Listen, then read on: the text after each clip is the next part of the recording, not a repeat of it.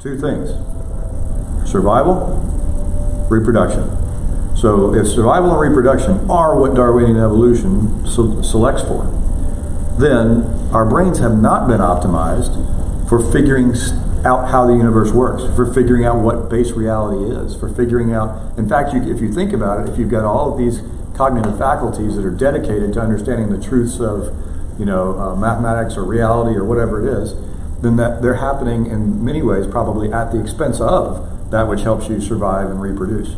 If you don't believe that, kind of tongue in cheek, go watch your typical, what would you say, generalization or prejudicial thoughts about a mathematician. He walks down the hallway, the introvert mathematician stares at his own shoes, the extrovert mathematician stares at your shoes, all the stereotypes that are out there about that kind of stuff. That guy or gal doesn't seem optimized for survival or reproduction in the natural world.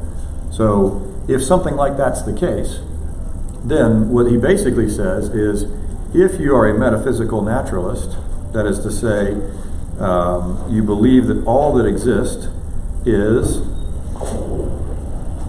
the physical world, naturalist, and you believe in something like Darwinian evolution, then you cannot trust the deliverances of your cognitive faculties. Who else said this 10 years ago? Alvin Plantinga. This is the evolutionary argument against naturalism that Alvin Plantinga put out there. Another guy who apparently hasn't read that published a book on it. Now, Plantinga's argument is just here's an argument, and it's interesting to philosophers, not so interesting to the rest of the world, who's not interested in doing that kind of philosophy. But this guy wrote a book that I think is fairly entertaining and draws some of the stuff out. So anyway, I think his name's Hoffman. We'll put it up there. If you're interested in it, I have a copy and you can read it. Thanks to Dennis. Dennis bought me a copy. Thank you, Dennis. We owe you for that. Now I've got a question for you. So you remember when we were talking about paradoxes, you remember I said it's good to evaluate the logical level. What's the problem with writing this book at all? So there's the book, there's the thesis. Based on what I told you last time, think about it for a second. Is there a problem with even writing the book? Kind of self-defeating. Why? If you can't have any knowledge of high-level philosophy, how can you write a book that says you can't have any knowledge of high-level philosophy?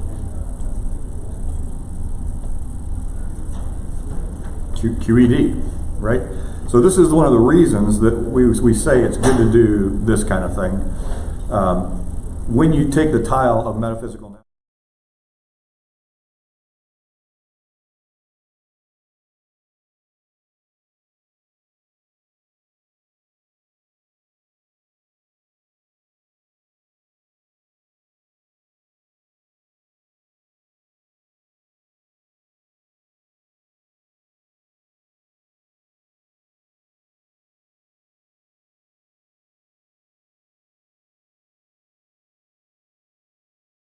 of people may be afraid of tigers for two reasons. You may think tigers might eat you. You may think that tigers are witches and they'll cast a spell on you. Both of them, when it comes to survival and reproduction, are empirically equivalent. Whether you run from tigers because you think they're witches, whether you run from tigers because you think they are going to eat you, same effect.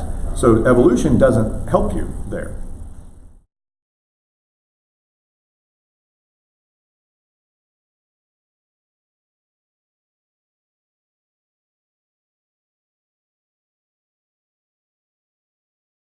Tigers will probably eat you. Dennis. I won't argue with his expression about the book is, but you recommended buying the book, then you draw an X to it. Everybody in here.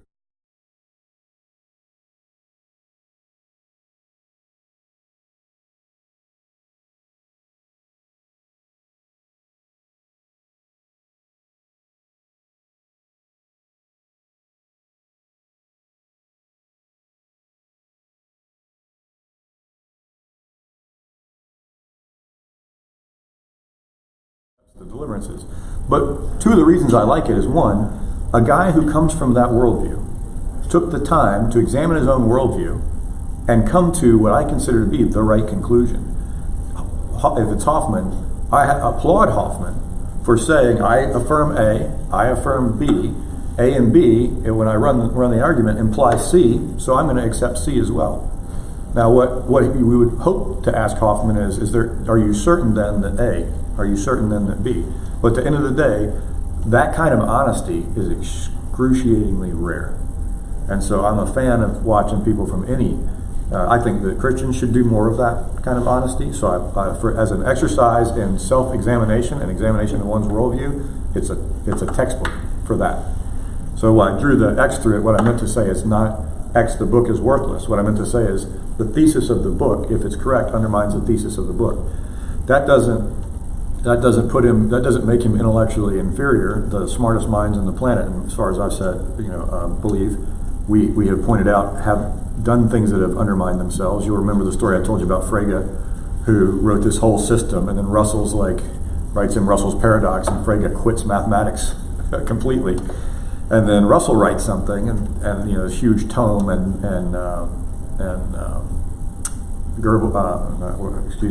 Gödel comes along and says, "Oh, by the way, this is never provable within itself." And everybody's like, "Well," so the greatest minds in the early 20th century came together and all came up with something that later another great mind in the 20th century came along and was like, "This isn't going to work," and everybody was like, "Yep, that's right, this is not going to work." So it's not that it's a waste of time. I think it's a good way to look at it. Steve. I was just trying to understand, I guess, between you guys who read it, where was he coming from, and what was he trying to prove beyond that? Well, for the time in the class, I'll defer that question in the lengthy answer. In short, what he was trying to basically say is he was trying to do philosophy. How can we know anything if this is what we believe? And he was interested. He starts out the book by being interested in some neurophysical phenomena, especially it had to do with division of brain hemispheres. And so I won't spoil it for you, but when you read that kind of stuff, it raises terrific questions, both for the metaphysical naturalist who believes in some sort of monism or epiphenomenalism, and it also is terribly interesting for the theist because it raises questions that if you're something like a substance dualist or a dualist of some other type, you have to be able to answer the questions that are raised in there. Now, if it's got a weak point, it's some of the key references. You're like, oh, terrific, a footnote. I can go find the primary source on it. I go look up the primary source. It was a YouTube video. I go type the YouTube video thing, and it says this link no longer works. So unfortunately, some of the more interesting references are not well-founded references, but at least it raises the idea that's good to think about. Even if the research were not well done or accurate, the question is one that bears thinking about. One cautionary note: he assumes that you know quite a bit about relativity and quantum mechanics. He just assumes that you have a good knowledge of physics, and if you don't, if you're a complete layman, this is just going to go right over your head. Yeah, I think it's this sort. Yeah, I think here's the people that can do the Einstein field equations and calculate tensors.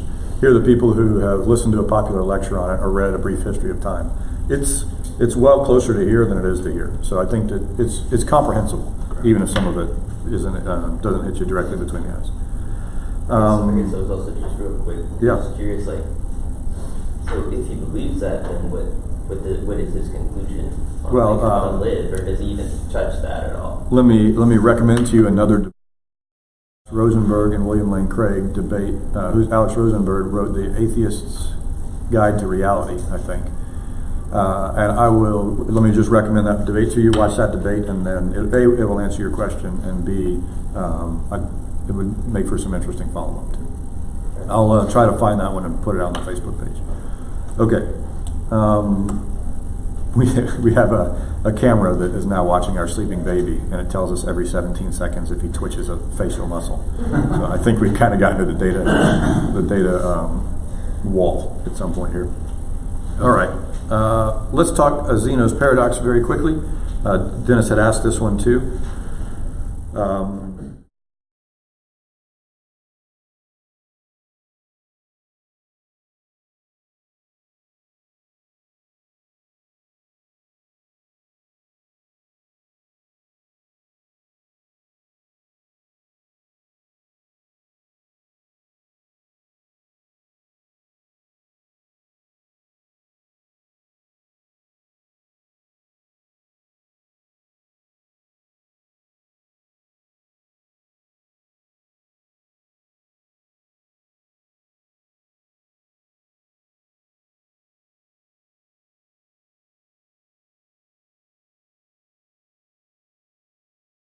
what I'm saying you have to do, which is to take each one of those words and break the complete definitions out. And so you write it in kind of the lowest linguistic form that you can, that it's not self-contradictory. So I'm going to make a statement that I'm not going to prove, because you can't prove a negative, but I'm going to say there is no way that I know of to formulate Thomson's lamp paradox in a way that does not state overtly that it's self-contradictory. If you can come up with a way to state the paradox that gets around that, now you have a paradox that at least skips the method that I'm saying is the master key method of getting rid of it. So it's not a proof that Thomson's lamp paradox is no good, but it does say the articulations that I know of are no good for this reason, assuming that my logic is any good. All right, so Zeno, let's talk a modification of Zeno's paradox. The modification of Zeno's paradox here is the paradox where, let me zoom in and do it this way, thicker lines. Here you are standing here, here's the doorway over here.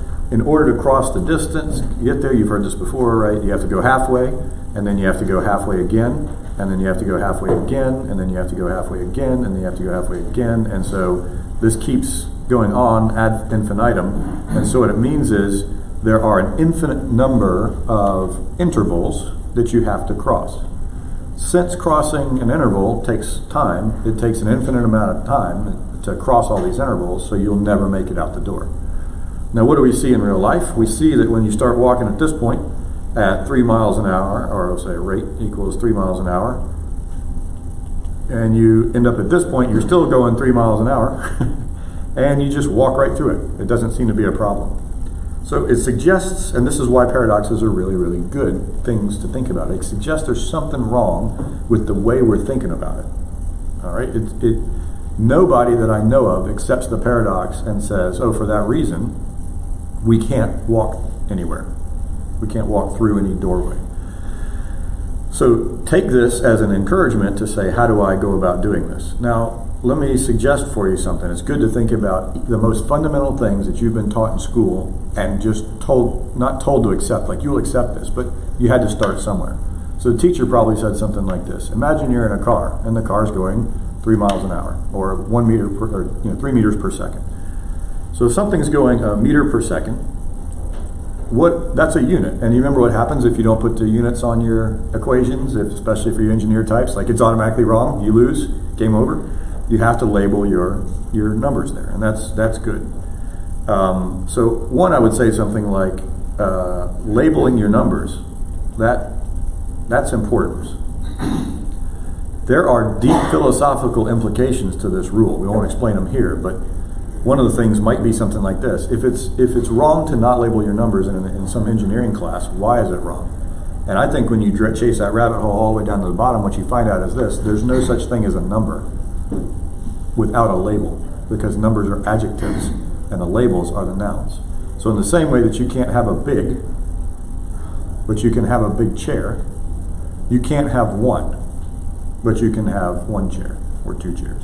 So with the stuff I'm talking about, the kind of thinking I'm talking about doing, is to dive that deeply on it. Why? Because as I said last time, a lot of the problems we're having today are the consequences of not doing that about our own mathematics and science and theology, all that kind of stuff. If you don't know what you mean by God, you can talk all day long about God and come up with contradictory results if you haven't fairly rigorously figured out what God is. But here you are looking at meters per second. Well, what's a second? How do we define a second? Anybody know? A couple ways, 3 ways. Ticking of a clock. A second is how long it takes for this hand on your stopwatch to go from that position to that position. Okay?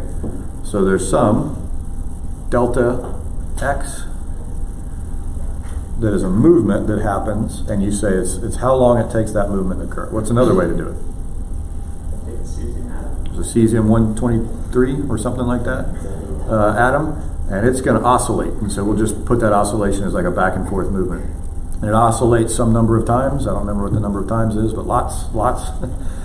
And so it's some number of oscillations of a cesium-123 atom. Well, what are those oscillations? They're movements. It may be changes in the electron or whatever. Bottom line is it's a wiggle. Well, a wiggle, it's some distance here, some distance there, some distance here, some distance there. And what you're doing is actually counting a distance. right? It's going back and forth. It's going 1 meter, which is not. It's going 1 meter and it goes back and forth 10 times. You just tacked out 10 meters.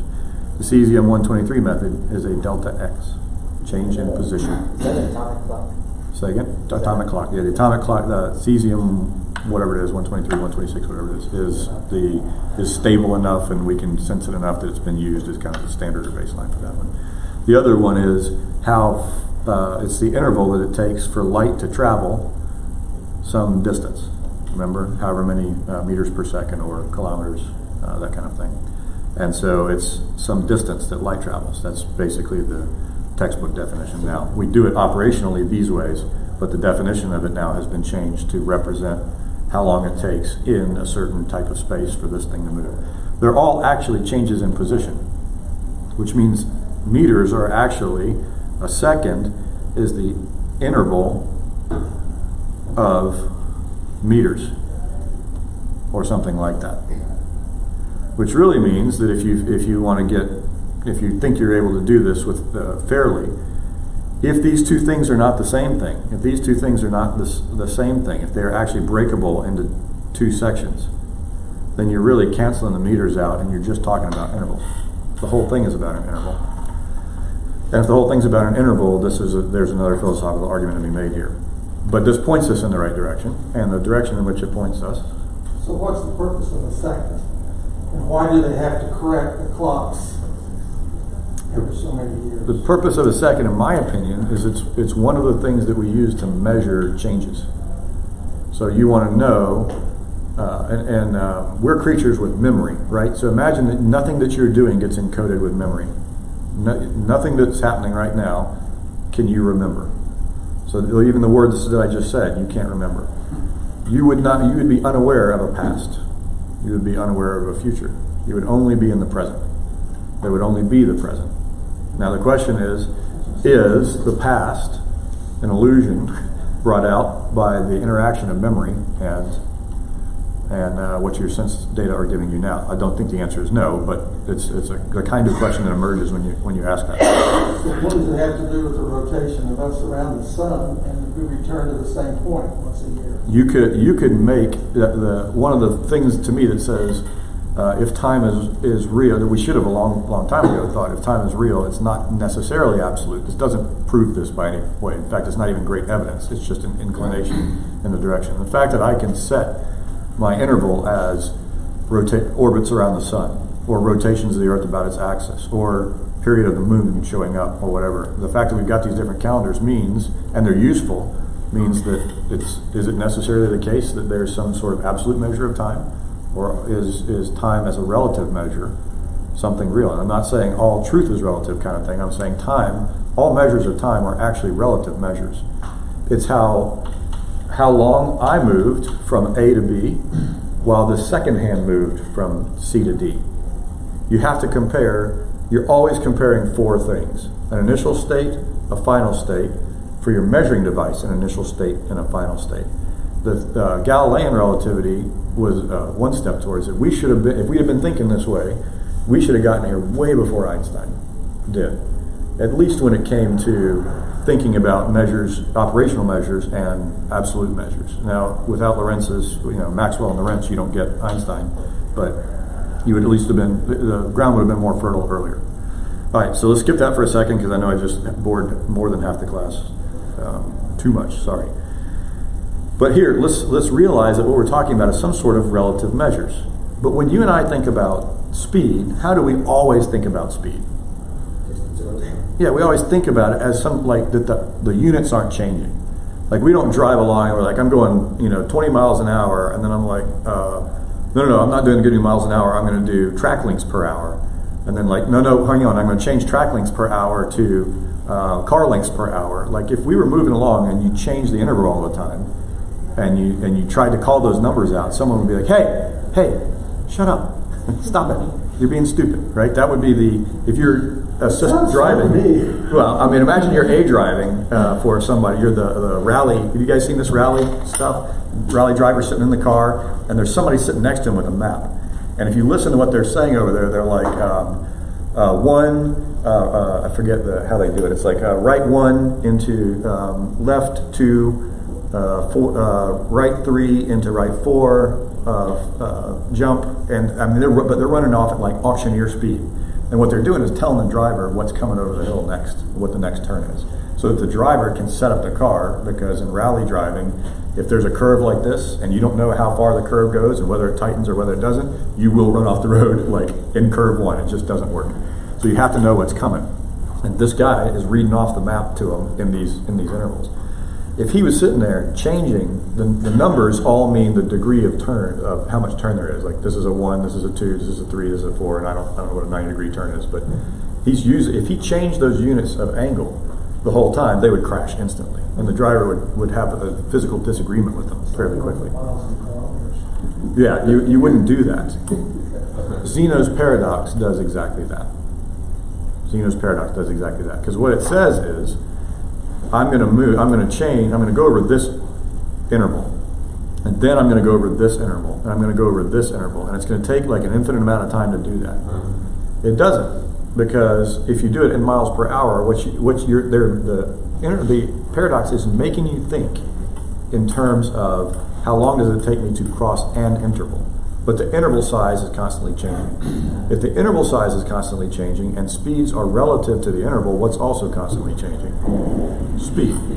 So what it means is, as the intervals are getting shorter, your speed per unit interval is getting longer. So consider this. As your interval approaches infinity, your rate approaches 0. infinity. So you're crossing that interval in shorter and shorter time intervals. That is to say, it might have taken you a second to cross this interval. It might have taken you a half second to cross that interval. It had taken you a quarter second to cross that interval. By the time you get all the way up against the line, it's in the same amount of time that you've had to go an infinite number of intervals, you've reached an infinite speed. Infinite speed is instantaneous. So what it means is you're approaching instantaneous transmission or transportation across that interval at the same time that the interval is numbers are increasing to infinity. And what it means is, when you plot them, you basically get one that goes like this, then you get one that goes like this, and when you kind of add them together, so to speak, you get a line that just goes like this. Or in reality, it's one that goes like this, it's one that goes like this, and when you resolve them, it does this. And this right here is the constant speed that you see. This is you just walking at 3 miles an hour right through it. So when you kind of run the math on it, and you realize that you have to change the units to speed per interval size, then you end up realizing the paradox just evaporates. Okay, but what if time is just, what if time doesn't exist?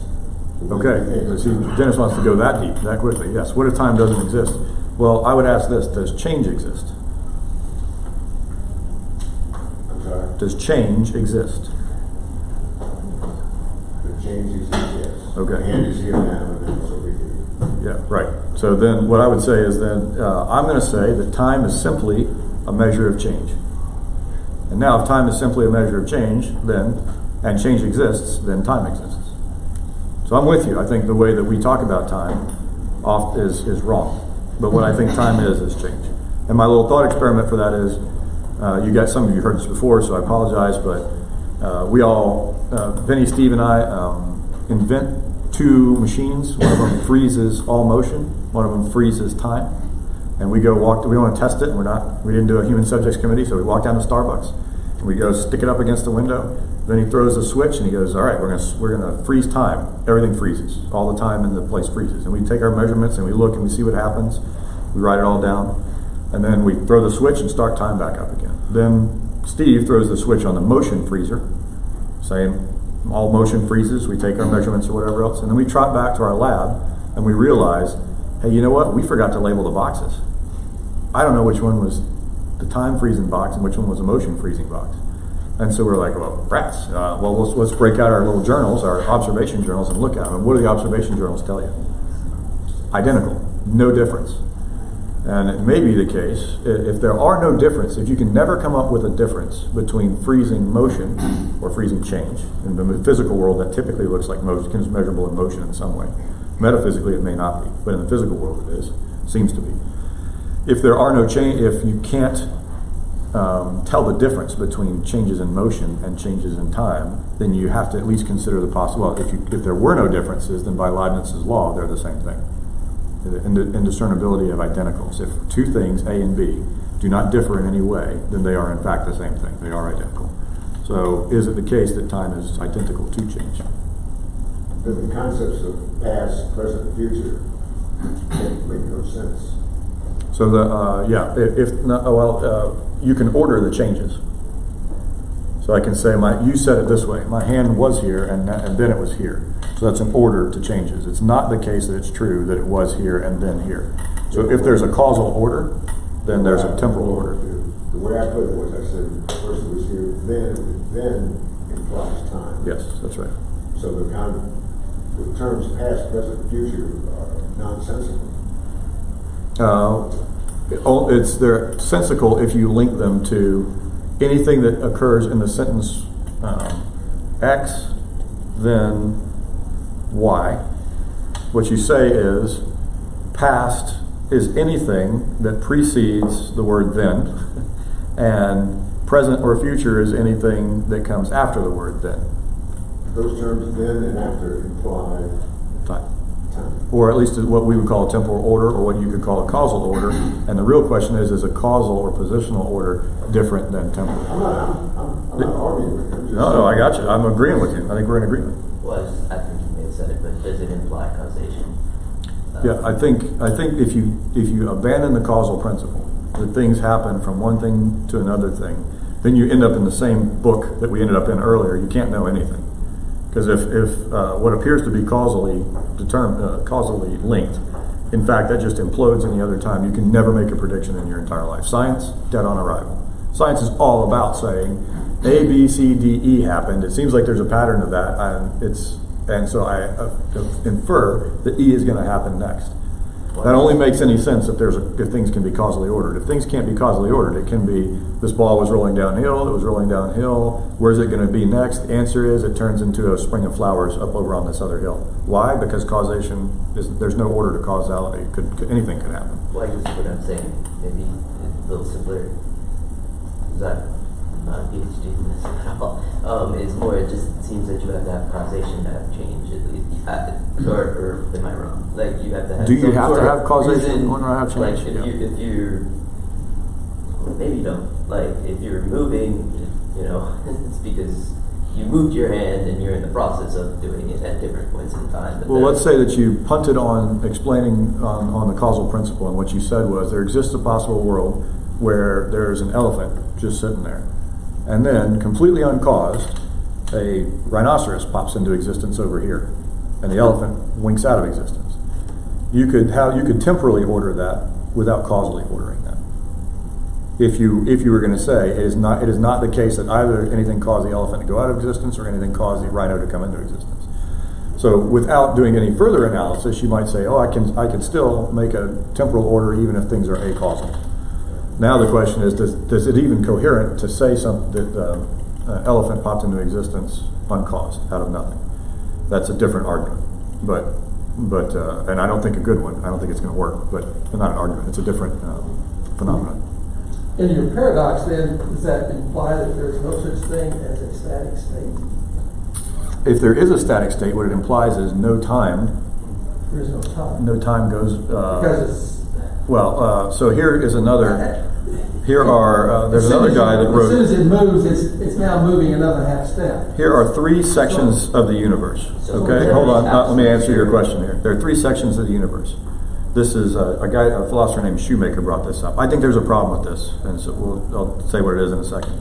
But I forget what he says. But basically, like every 10 years, this one freezes for a year. Every 5 years, this one freezes for a year. And every 1 year or something like that, this freezes for a year. So when this 1 year one freezes, the 10-year ones and the 5-year universes, portions of the universe keep moving around, right? Just this section of the universe is frozen. And so what happens is when they unfreeze after that year and these other ones have kept ticking, what do they see? Stuff jumps, right? So the star that was here is now there and over here. This star continued to rotate in this direction. These astronomers see this jump happen. If they had a really good telescopes, this is a small universe, this guy just got a year older instantly, and he wasn't in the last place I saw him, all that kind of stuff. The paradox comes like every 10 years. Every 10 years, this freezes for a year. Nobody knows that, right? After the year, everything unfreezes, but everybody was frozen for that year. So what happens? How do we know that a year actually ticked by? That's the question I think he ought to ask, is how do we know a year ticked by? What I would say is, so here we are out here, and we're observing this from our little pod, that's the only way you can make the statement that every 10 years this freezes for a year. Otherwise, it could freeze for a second, it could freeze for 1 billion years. What does that even mean? Because what's measuring it? Now, if you buy my argument about this second hand has to tick from here to there, and all you're doing is comparing, where's the second hand that ticked if this was all that there was? Now, the theist has a clock that would be running this whole time. The mind of God would be an observation of this one and could make such statements. But absent that, or Laplace's demon, or some construct like that that's standing outside of this causal domain, it's not. There's no way to make the claim. And some people used to say, this is a positivist argument. You can't. If you can't measure it, then it's meaningless. I'm not saying that it's meaningless. What I'm saying is, that I don't think that it occurs at all, and there's no way to prove that I'm wrong on it. And the reason I don't think it occurs at all is when you write it all out, you'll find out that, like the meters per second thing, that all you're doing is talking about one measure for another measure, and there is no other measure that you're comparing it to. And so your definition implodes. That would be my point. Yes, Dennis? So there's no past, there's no present then. I'm actually a universal presentist. There's no present, it's either past or future. There's no present. I believe only in the present. I'm sorry? I believe only in the present. Only? Yes, I think that there are orders to things that happen in the present, but I think that there's not like an objective past that we could travel to, an objective future that we could travel to. I think what happens is there's just this physical realm. Forget the metaphysical for a second. And what's happening is we're watching the changes that occur. I think there's a causal order, and if you want to say causal order, things that occur causally prior to other things, are the relationship between past and present, or present and future, then yes, I'll agree with you. I think that those labels are just, well, I think the labels are redundant. And why use two words to describe one thing? Now, if you look at, if you go to the Bible, it says, God never changes. Yes. So there's no change. Okay, Christian, good for you. Now we're starting to get into the place where we say, now watch what he's doing right here, because I'm a big fan of what he just did. What he just said, if I can find it again, was I've got a tile set, and I'm going to have to rewrite these things. I've got a tile set, and I have a belief about God. And I believe that God is, I haven't written it on here, but unchanging. Let's say that you believe in the complete immutability of God. But then I think I'm going over here to Christ, and I'm going to say Christ is God. He's fully God. But I also know that he was born, and he grew up, and that sure looks like change to me. So if God is completely unchanging, and Christ changed, then Christ is not God. Oh, well, I have a problem with my theology. So you see, he didn't necessarily say that, but you can see this is the kind of analysis that happens to emerge. Now, what that might mean... Christ took human form, okay? Sure, but if he's fully God, and it's the case that anything that is fully God is immutable, then it's either the case that he's not fully God, or it's not the case that God is fully immutable, is completely immutable. So, say again? I like that. I know you do. What you won't like is that we have a model of the Trinity in this class that answers that, and you have read the paper. So thank you for doing that, Steve.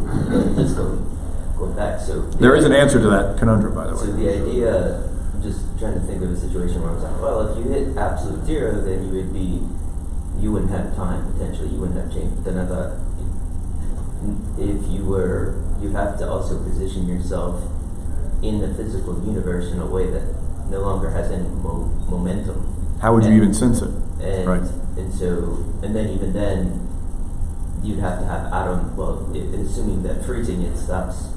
Atomic motion, yes, yeah. Then you'd have to tether yourself at some point, X, Y, Z coordinate, and stay there. Theoretically, that would be no time. I'm saying, yeah, I would say to me, because Is it possible? Is it because I'm making a radical identity claim. The identity claim I'm saying is that, at least for physical time, that time and change in position are identical. Yeah. Now, there's a metaphysical equivalent to that one, which is change in state or whatever, and change in time are identical. So if God were immaterial mind, no atoms, no nothing, just thinking, and he thinks A, and he's like, B. Now you've had a change in metaphysical time because you've changed states. If and only if, in my opinion, well, that's not if and only if. Either he creates time by doing that, and time is now a new and separate thing, or what we refer to as causal order was simply saying God was thinking this, and then he was thinking that, and he changed. Unless, I was just saying, unless you could somehow see the galaxy and step out of the galaxy and be in another galaxy. Yeah, but now your two changed thing is happening again, so Yeah. it doesn't get you out of my definition anyway. I feel like you could approach this paradox in the same way that you took on, I think it was Bertrand's paradox as well? Yes. Where it breaks down because at the end of the day, we're in a discrete atomized universe. Yes. And at some point, whether it be the atomic scale or the quark scale, Yes. you're going to have just one quark of distance between you and the goal. And if you can still go plus one distance, then you're there. You can't ever get this, you can't like divide a quark in half. And if you can, then you can't divide that next thing in half. At some point, there's So the question then would be, and this is a philosophical conundrum that has probably not been completely answered. We'll say it that way for now. So here's a quark, and we zoom in on it. I guess we're zooming in on it, and it's going to move from one position here to the other position here. They should be touching. You know what I'm saying? In some sort of quantized space model, it exists here for a second, or whatever time interval, and then it stops existing here and starts existing here. But is it the continuum idea? Is that no? It dash dash dash dash dash dash dash. It moved over here, and then it moved over here, and then it moved over. So did it slide from position A to position B? So is physical space a continuum, or is physical space quantized? That's an open question in science. The general assumption right now, at least mathematically speaking, is that it's a continuum. A lot of our almost all of our mathematical tools are based on this being a continuum. And so my point on what I consider a resolution of Bertrand's paradox is not that I think the universe is physically discrete in terms of divisions. It's that no divisions are actual. They're all mentally imposed onto reality. So it's not the case that there is here's some distance here, and that there are an infinite number of divisions that exist in reality. It's that you can draw as many lines as you want in between here, as long as you have lines of no width at all. My counter to that actually runs into Euclid, saying the definition of a point is incoherent. And since the definition of a point is incoherent, and a line in Euclid is made up of points, then that line is incoherent. And since a plane is made up of a bunch of lines, that the definition of a plane is incoherent, and a space is made up of a section of an aggregation of planes, then space is incoherent. What I would rather say is something like this: if there is something like space, then space is what exists, and we try to divide it. We slice it as many ways as we want to, but those slices are mentally imposed constructs. They're not actual things. The thing is, maybe another way to say it is, there is one physical reality. You can divide it as often as you want mentally. The question is, what happens when you divide it physically? Well, we know what happens when you divide atoms physically, or molecules physically. Different properties emerge. Here's this molecule, and it's wet. And then I break it out, and it's hydrogen gas and oxygen gas. And I can breathe one of it, and it works. Huzzah, I can live forever. I try to breathe water without that, it doesn't work. So you actually get different properties when you make a division there. When you get down to the atomic size, you divide the electrons off of the atom, you get different properties. You get ions, that kind of thing. So the question is, does the fact that we can divide things into physical reality and see changes in properties, how far down does that go before it stops happening? And then at that point, I would say you've reached something that is the fundamental building block of reality. Okay, one more, Dennis, and then I'm going to get back on track. 2 points. There's another growing theory that space-time doesn't exist. I would agree with that. Einstein's space-time is just not true. But the other thing, Really, Einstein's space-time is what we most frequently now call Minkowskian space-time. But I don't remember. But I think Einstein doesn't believe that space-time exists either. Is it a mathematical construct? That's definitely time for another class, and maybe a set of people who are down selected who are interested in that, because we'll get glazed eyeballs here soon. another point, they'll probably get to be 81 years old and forget this was once over here. And I can't remember the last time that's what they know. Well, I got news for you. Some of us hit 44 years old and can't remember that. There's also a thought, and I'm talking about quarks, that this idea of particles is also a fiction. That's the universe is not. My guess is My point that that would be nobody has right. a clue about anything. Well, it's not true. I mean, if you didn't believe that, then how are you going to walk out of this room? Yeah. You can't? Well, we'll bring you food. We'll bring you some stuff to sleep. The rest of us are going to go out that door because we know how to get out of here. It's not the case that because you can't know everything, that you can't know anything. Those are not the same things. I know. But some people have made the case that if you can't know everything, that you can't know anything. That's not true. It's not true at all. And that you can't know anything true. That's the important thing. All right, now let me get back to some of the points that I promised I would get to. I think I've made the point on the paradox thing.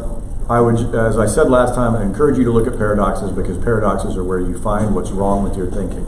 And if you find what's wrong with your thinking and you straighten it out correctly, now you're thinking correctly, and that's all what we want to do.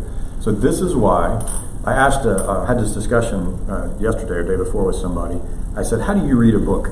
And they said, they had a very complex way of reading a book, and they laid it all out. I am obviously physically capable of doing it, staunchly refuse to do it. It is an almost involuntary exercise of will. I'll read a book, I'll start reading a book, and most books I cannot get through the first 10 pages of. Because in the first 10 pages, the author tends to make, of certain types of books. If you're reading a fiction book, I can read it fairly quickly. Because who cares? You know it's fiction. But a book that claims to know things that are true, in the first 10 pages, the author almost always makes some assertion that is fundamental to the rest of their argument. And I'll disagree with the fundamental assertion. And I just can't read the rest of the book. Why?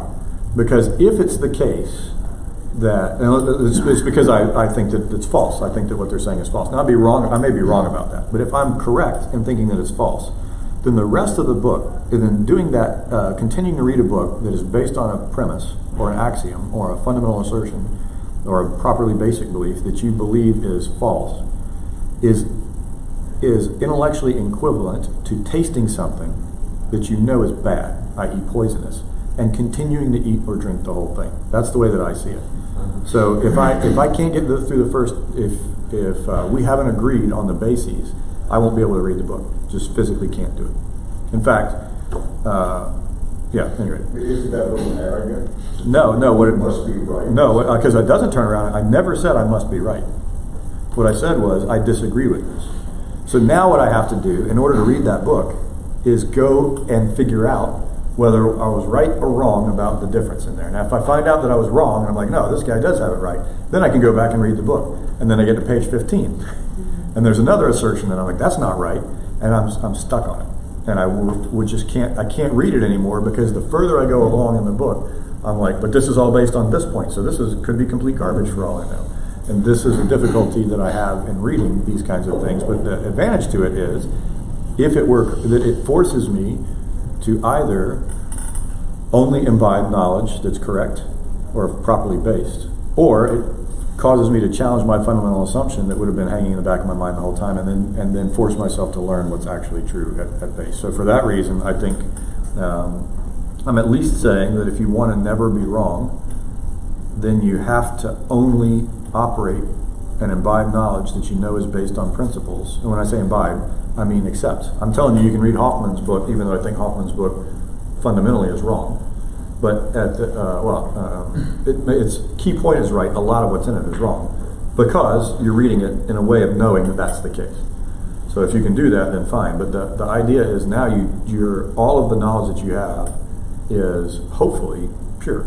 And that's what we want, isn't it? We don't want knowledge that's 20% wrong or 50% wrong or 3% wrong. We want knowledge that's 100% right. But that is a non-trivial task. You have to do a lot of work at the basics level to make sure you don't get further. Yes? And sometimes when they don't include the axiom, then we have to go back and take Oh, it. gosh, So yes. what we do know are the axioms and the conclusions. Which makes it even more challenging. Okay, let me take a temporary, let me finish this point and say, all right, why are we talking about this? I was recommending over the course of the last 2 weeks, I think doing this has value. If your goal is don't believe wrong things, the only way to do it is not to start with, and no ding on Mike or anything, but you can't, or any preacher, you can't walk into a preacher's sermon and say, I'm just going to accept what the preacher says because he's the preacher. You can't do that. I mean, we all know that, right? There are churches where preachers are preaching good stuff. There are churches where preachers are probably preaching wrong stuff. But the bottom line is you got to do your homework before you even learn it. And that goes for preachers. That goes for class teachers. That goes for listening to your parents. That goes for listening to your friends. That goes for what you tell yourself. So you gotta do the homework first. Okay. Now, for those that are like, great, got it, fine, thank you. Now what? If it's the case that you want to know true things, do the paradox thing, do your baseline, all that kind of stuff. Another thing that's helpful is knowing why you want to know true things. Now, here's one of the things that I wanted to ask when it comes to the practical side. I would say that if I was going to make a chosen sample of people in Reston Bible Church that I thought were doing some good job of trying to love God with their whole mind, that this class probably contains a much higher concentration of people who are committed to that effort than a random sample taken from somewhere else in the church. That may not be right, but I would bet that's the case. That was not the whole command, is it? What's the whole command? Love God with all your heart, with all your mind, with all your soul, and all your strength. Let's say there's a couple of articulations of that, but let's say that's it. Has anybody seen in the news, the Christian news, whatever that means, news about Christian topics, the couple guys now out at Hillsong and somewhere else that have like quit on Christianity? They're like, I don't believe it anymore, etc. Yeah. Tough, and all kinds of issues, of course, are going to be raised by this one. When you go, if you look at the churches at which Hillsong, and I haven't in great depth, right? So this is going to be a very superficial analysis. But when I see the tradition out of which it seems like those churches come, they are highly emotionally based churches. They are based all in the heart.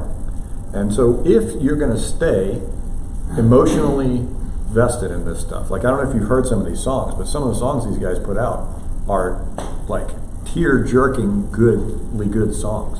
Even if you're not of a religious bent, I think you can probably get emotional listening to these songs. And if you are a Christian, some of them you're like, I'm getting chills on my arm just thinking about the songs. They're that good.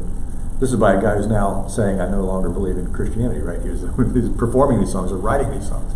So here's these guys doing this stuff in this emotional motivation and in this emotional culture. And they're good, let's say, for the sake of argument, those are good songs. They're true songs. They are good at evoking these emotions, that these emotions are right and proper. Let's say you just assume that that's the case for argument's sake. As long as you stay in this emotional state, you'll be fine. What happened to the Hillsong guy? What happened to the guy that wrote about I Kissed Dating Goodbye? They left this emotional area and they started asking questions. Intellectual questions. How do I know what's true? How do I know if any of this is true? Well, they stepped out of that. How much of these resources help them deal with questions of intellectual challenge?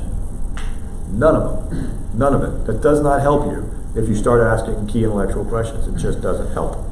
The only thing you can do is to put yourself back into a state that says, I'm not going to think about it, I'm only going to emote about it. All right, that's no good. So what's the right answer? Well, the right answer is in the command. Love God with all your heart, and love God with all of your mind, and love God with all of your So we'll skip to strength for a second. What does that mean? What do we mean by strength? If it's the case that you like to go into church and listen to the worship stuff and get into this near beatific vision state, you're like, oh, that's great. And then you trot into solid ground and you're like, and I'll come up with 17 different arguments for showing that theism is true. And then you go home and you sit on the couch and you do nothing with the emotion and you do nothing with the knowledge that you have. What have you done with your strength? What have you done? And where is your strength? It's here. It's in your body. It may be little strength. It may be great strength, but it's still some sort of physical actualization. When we talk about strength, we sometimes talk about emotional strength. Sometimes, in this case, it seems to mean power. It seems to mean your ability to actualize stuff. If you don't do anything with this one, it also won't be any good. And your soul, what is your soul? Well, that's a long discussion we don't have time for, but let's just say the soul is and another thing. Let me make a recommendation to you. This is the crown of all that is solid ground. And it's taken me this long to get here, and I'm going to say it right before we go into this. It's this. Your life is going to be tear-jerkingly, hair-raisingly, intellectually certain, rewarding, maximally happy when you do all four of those things together. If you do any one of them, you will not be happy. If you do any two of them, you will not be happy. You have as happy as anywhere near as happy as you can be. And it's the combination of the 2 or 3 or 4 that really brings power to you. Really brings power to you. In actualizing, not power like to be a tyrant, power in actualizing the maximally happy that you can be. And that's really what we chase all the time, is happiness and immortality, happiness and immortality. And that's the promise of Christianity, eternal life. And not just eternal life in a miserable state, eternal life in happiness, in communion with God. You have to equally do all 4 of those things. And so if there's a warning, let me warn us in solid ground. We want to be really good at one thing. We may understand doing the 2 things. If you don't do the other things, you're chasing after the wind. This is going to do you no good. You'll feel intellectually good about stuff, but you won't feel emotionally good about stuff. You won't be.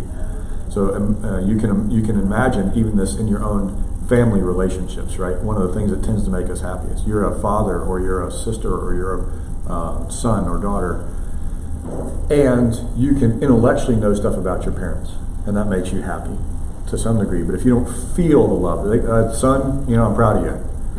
And he says it. He says all the right statements. The propositions are there to make you feel good, but if you don't see the heart behind it, it's not rewarding. But if you think, oh, my dad loves me, but he's never told me that he loves me. What happens the day that he just makes a truth statement? Son, I want you to know, I never told you, but I love you more than my own life, anything itself. You're going to come apart in this emotional mess, right? Like, you knew the whole time that he loved you, but he never said it. The truth proposition was never made by him. So this is just hints towards what happens when we put the 2 together. Now, when you do all that within the realm of Christian belief, the kingdom of God that Jesus instantiated, you get this. That's what happens. But you have to do all of them together. That command must be analyzed. That command must be broken down and understood and followed all the way through. Okay, a couple of points and then off to the next. Actually, Dennis, no, I'm sorry. Mark, you had your hand up first, then Dennis, and then Steve. Josh Harris, I've been thinking about it a lot recently. I'm acquainted with, and I don't know, well, I went to the church that he pastored. Before he pastored it, but I went to the church. And I'm acquainted with the organization.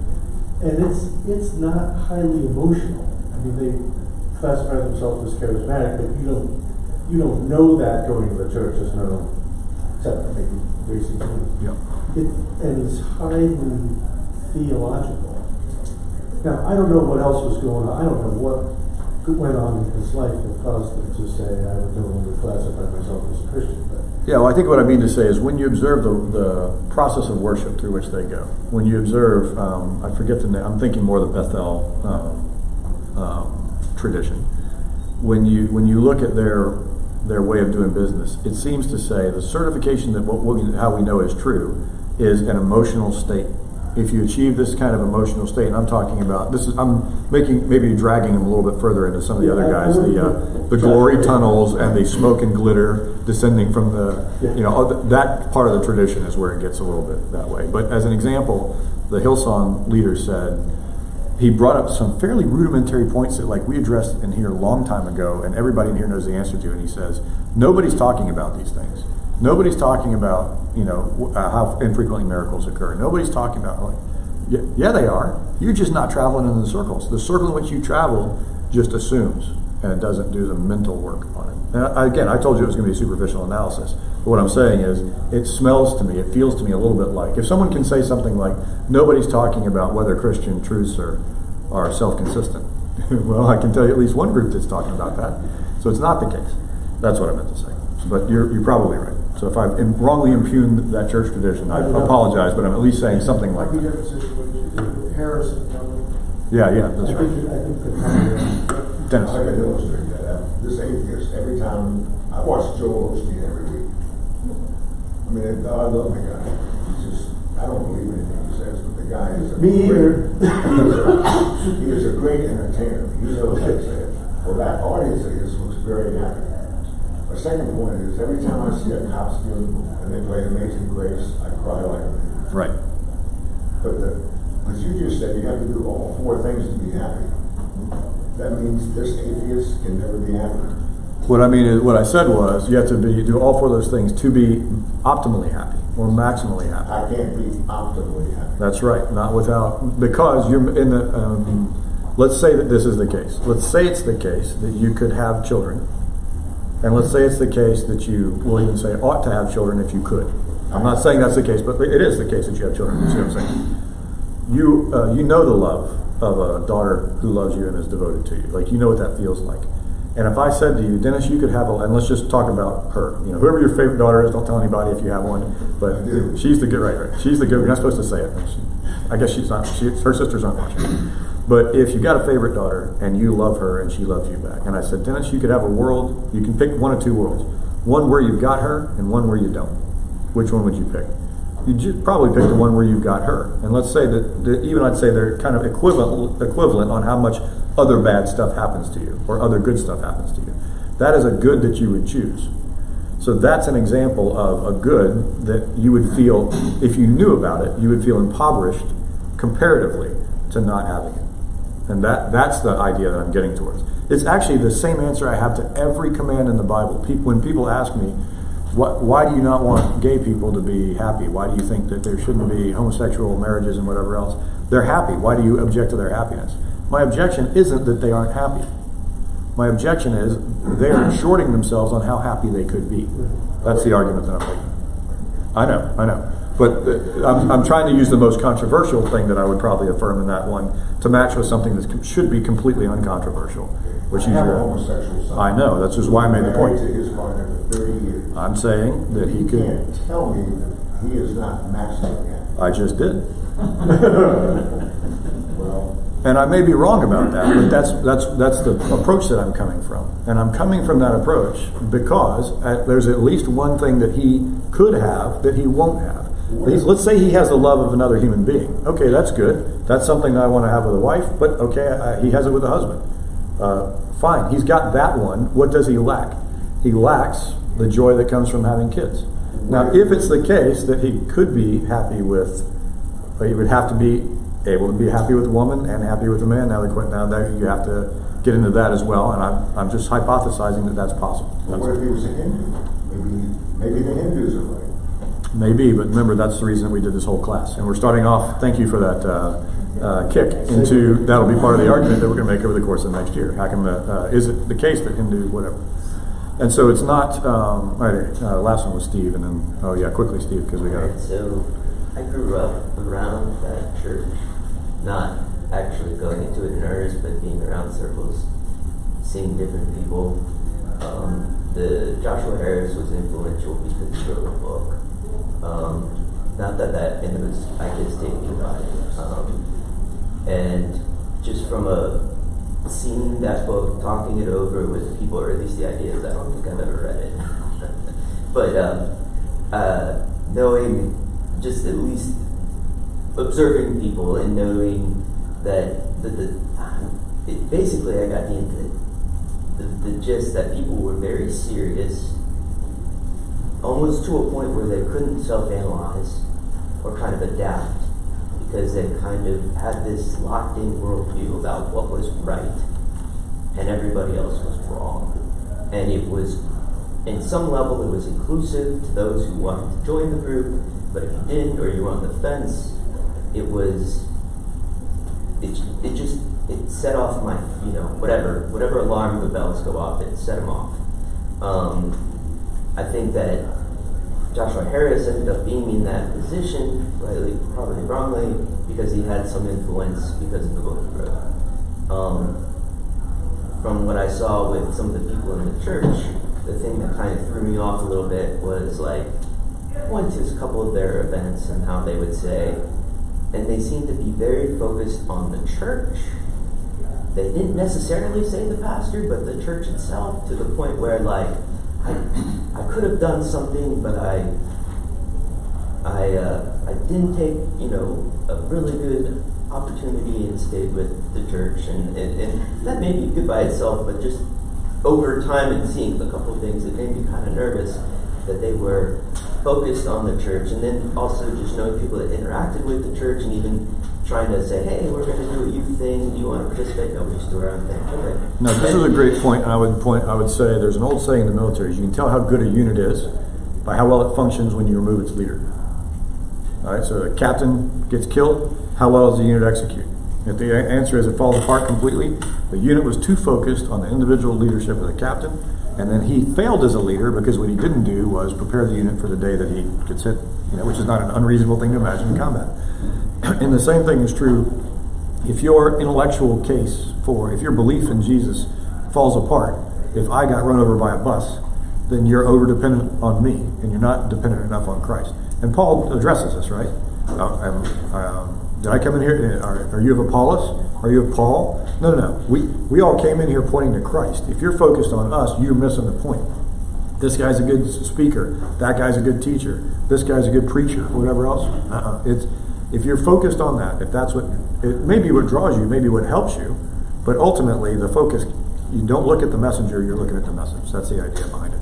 Failure to do that causes what I would call society. Okay. Let me ask a separate question really quickly in the interest of time because we're about out of time. I need your advice for how we're going to structure the class over the next year. Let me tell you what I've been doing for the last 5 years, and then you tell me whether you think I ought to change it for the new class that we're kicking off. I'm going to let's say that what I wanted that I believe that everybody in here wants to play basketball, and they want to be great basketball players.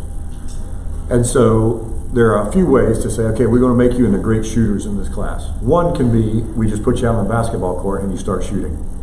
What's the problem with that one? You're going to pick up practically nobody's going to do it right. And now you're going to have to unlearn the bad habits that you picked up. Okay, so everybody knows that's not the right thing to do. So there are a couple ways of doing it. What I could do is say to you something like this. Someone asked me, how do you shoot a basketball? So this is a complaint that I get often. Now I'm going to give my at least reasons why I never answer anybody's question, like they ask me to answer the question. Hey Scott, I got a question for you, is, how do you shoot a basketball? I could tell you the optimal way to shoot a basketball is at an angle somewhere between 45 and 51 degrees, depending on your height, and and it varies with distance according to the following things. And then here's how you tell how to optimize for that one. I could say something like that, and then you're like, okay. Now, if instead what I did was this. All right, you want to shoot a basketball and you want to hit a hoop, but you got a problem. The problem is, here you are as a stick person, and you're going to shoot. And as you shoot, it's possible that you could shoot perfectly accurately. But it's also possible that you make a little bit of a mistake, and you shoot a little high or a little low or a little left or a little right, okay? So, if you want to minimize the effects of inaccuracy in launch, which of these two things does a better job? A high arc or a low arc? Which one minimizes the effects, the initial effects of shooting it slightly in the wrong direction? I'm guessing the low arc. The shorter the distance, the less total displacement you get. Okay, so one answer would be, okay, well, if I want to minimize for that, I want to shoot as flat a trajectory really as I can with some other assumptions about here. Now we're going to put a basketball, which is about this size, let's say, into a hoop about that size. What angle entering that hoop maximizes the chances that you're going to get it through the hoop as vertically as you could possibly get. So if you're trying to optimize for entry angle, you want as high an arc as you can possibly get. If you want to optimize for launch difficulty, so this is inaccuracy in entry, this is inaccuracy at launch. So the answer is, which one of these are you, Siri does not know the answer to that question. Which one of these are you optimizing for? And then I turn around and explain to you some research that we've done there and some other stuff that we've done there. And I said, okay, in the conclusion, we've shot both automatic shooters, and there's a principle in there that when you shoot at the back of this goal, there's something you might not have thought about. You shoot at the back of the goal, they actually want you to shoot 11, the center point for which you're shooting is 11 inches deep into the bucket. And the reason for that is more than half the time, an accurate shot is not a swish. It's one that hits the back of the rim and then drops down quickly. And they actually have an acronym for it that I can't remember. Hold on, Dennis, because you get started on basketball, it's going to be forever. 1 second. And so you actually change the angle at which you shoot deeper in the basket, generally speaking, and the launch angle, depending on which one you believe, is either basically 45 degrees or 51 degrees, and here's the two reasons why. Now, if I went that meandering path to take you all the way through there in order to answer your question, and I asked you to say, how would I maximize for this? How would I maximize for that? How would I optimize this? How would I minimize that? You understand it, and you bought into it. If you followed me the whole way, now, when it comes to shooting time, you're like, yep, 45 degrees, 51 degrees is the right answer. That's what I'm going to do. And then you start doing it from the beginning. That's the reason I answer questions this way. There's a downside to this is, if at any point in this meandering 17-minute answer, your attention fades, this doesn't work. So I'm really trying to balance between the two. My question to you is the way that we explain things in solid ground useful? Dennis, I know you got a basketball question, but if it's not a short one, go ahead. And I know basketball. I know you do.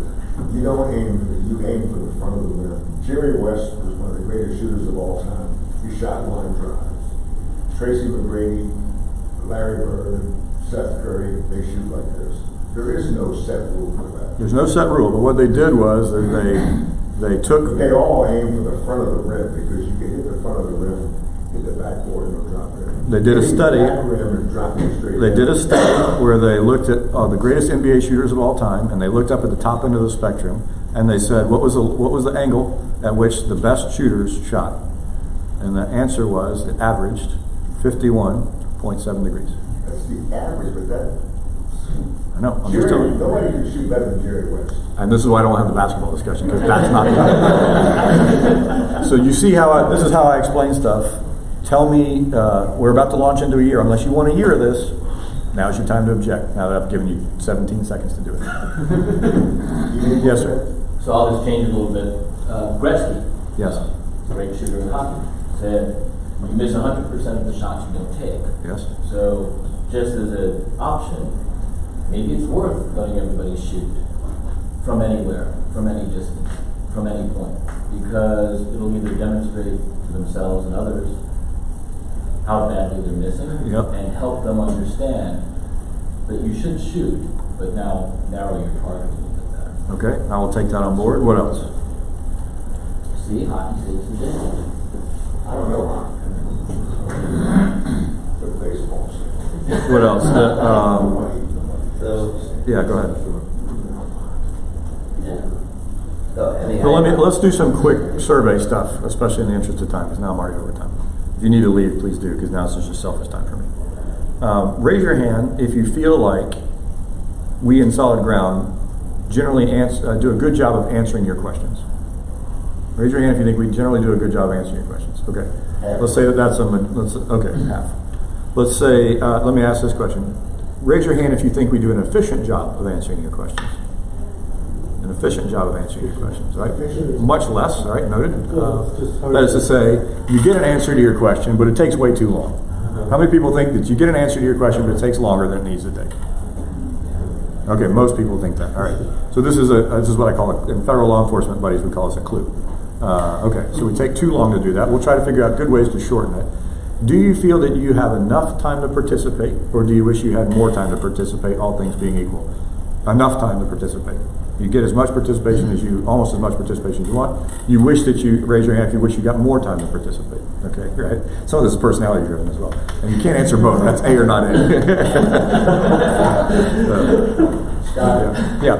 I think you do an excellent job, and I don't see this changing. Thank you, Dennis. And I wish that I could say anything Dennis says is what we'll do here. But so you put me in a really good conundrum. Checkmate. Thank you, sir. Dennis, off the top rope at the end there. So just a quick comment.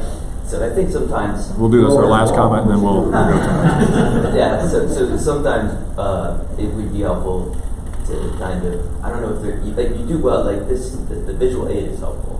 And so being able to sometimes track that back, to somehow being able to track it back. Sometimes it's kind of like, all right, we're on this tangent of this tangent, so how Yes. do we know which tangent we're on? So the good news I is don't know how to we're do gonna that. tack this down. Peter Dixon and I have been colluding on how to do this better, and so we're gonna publish some outlines in an incomplete format initially. Then we're gonna publish the complete format later because I objected the whole outline because once the whole, you guys know how that works. So we're going to do that. We're laying out a fairly firm syllabus that we'll actually stick to this time. Right? Hope springs eternal. Who's in charge of that? Yeah, right. And we're gonna change a little bit of the format of the class, but Caterers Paribus will stick with sort of what we've been doing with these kind of tweaks to it that people have brought up. I'm out of time now, so if you got individual feedback, come back on past time. Ashley, would you like to make announcements I was just about? gonna say, for me, I know like with the paradox thing, if you had given like 5 maybe very simple or very straightforward paradoxes that are regularly thought of in Christian circles Yes, yes, instead yes. of outside of Christian Yes. teaching, and then given us either a chance to pick one and say how, like, find the problem ourselves. I don't want it to be like school or whatever, but the Yeah. idea that you have applications that you can talk through in class. Because even though I think I get it, I don't know if I really get it unless I can. Yeah, see it happen in a Christian Or context. come up with my own conclusion on it. Yeah, in my mind, I would say something like, I should have addressed that, but I would say something like, do you remember the classes we did on the Trinity? Where I said, the Trinity as it's laid out this way looks like it's self-contradictory. So that's a paradox. Now we go about addressing the paradox. What's the difference in there? And then we laid out our one. I would say, if you went back to season 2, episode 14, the answer is out there. But you're right, we should do that Or even immediately. like obvious ones. Yes. But to be able to make the same application, using the same words, and showing how the obvious ones. Yeah, we'll definitely take that on board. The Trinity is obvious. Anything you want to say about the 14th? 2 people have signed up. If you guys want to come, I don't know if you guys saw the announcement. There is a social gathering at Scott's house on the 14th, 4 to 7. And there's a sign up on his website and on the Solid Ground website on Facebook. If you're not on Facebook, give me your email and I will send you the sign up genius.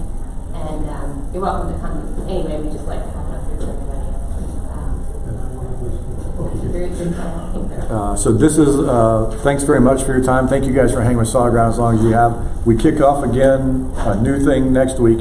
If you got people to bring that would be interested in doing this, the kind of stuff that we've talked about, next week's the week to bring them. So please do bring them. Are you going to put out something this week so we can say this is what's happening? Yes, we will put that out. We will put that out today. Okay. Yes. Thank you very much. All right. You guys have a wonderful week. God be with you. And thank you very much for everything.